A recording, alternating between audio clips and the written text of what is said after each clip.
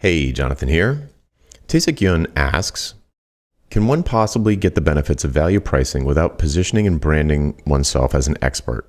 The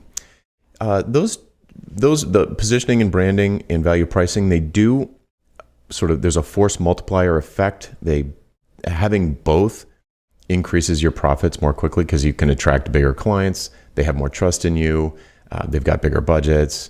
Money means less to them.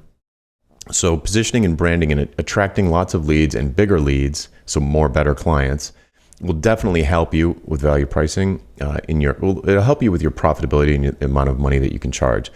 But value pricing will work for anybody. The fundamental mind shift between value pricing and like cost plus pricing or time and materials pricing is that you're thinking about the transformation that the client wants, instead of thinking about how much work you're going to do. So that can be beneficial immediately. The numbers aren't going to be as high as they might be if you were world famous for building WordPress websites. But you can build both things at the same time. You can start getting better at value pricing, and you can also start branding yourself as an expert. And not branding yourself, being an expert, like doing the stuff an expert does and like getting the branding benefits from that, not pretending to be an expert. So the way that it would work, so let's say you're completely unknown.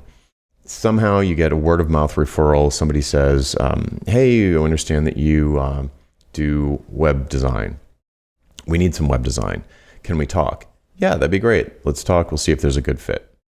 And when you get on the phone call, instead of just talking about how many pages it's going to be and what's going to be in the nav and what colors they want and what other websites they like the design of, and thinking about how long it's going to take you to execute all of this, instead of looking for scope in the phone call, you just let them exhaust all of their ideas about the project. That'll take maybe 10 to 20 minutes. And then after that, you start asking, okay, I can do all of those things. Thank you for sharing all that. It's very interesting. But I'm going to have to make a lot of decisions as I'm doing this project, as I'm doing this work. So rather than constantly bug you with questions, I need to know the bigger context of the business. So I can do these things in a million different ways, but there are probably only a few correct ways depending on where you're trying to go, what benefit you're trying to get out of this, what transformation you're trying to make with your business. So when you start talking about that stuff, now you've really made the shift into talking about their hopes, dreams, fears, and nightmares. And you can get from them like an outcome. It might be intangible, it might be tangible, but it's some needle that they believe is not where they want it, and they want to move it to a place that they do want it.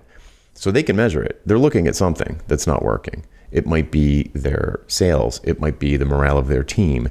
It might be churn on their SaaS. But there's some reason they contacted you to do this kind of work that they believe is going to move this needle for them. But they're making a huge assumption that whatever it is that you do is going to move this needle if you don't talk about it with them.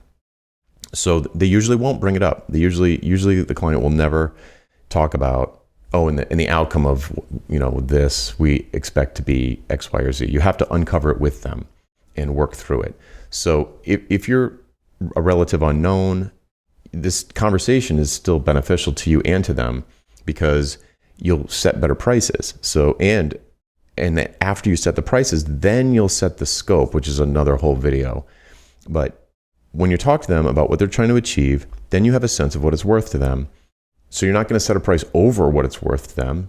You're not going to set a price even probably at what it's worth to them. You're going to set some, three prices that are less than what it's worth to them, probably 10% of what it's worth, 22% of what it's worth, 50% of what it's worth, roughly in there. And then you'll say, all right, what could I do for these different prices to move this needle that the client told me they want to move, that I believe that I can move? I can move it more or less for them, or I can take more or less responsibility for moving it. I can share the responsibility with them for the lower options and sort of take control of it in the higher options.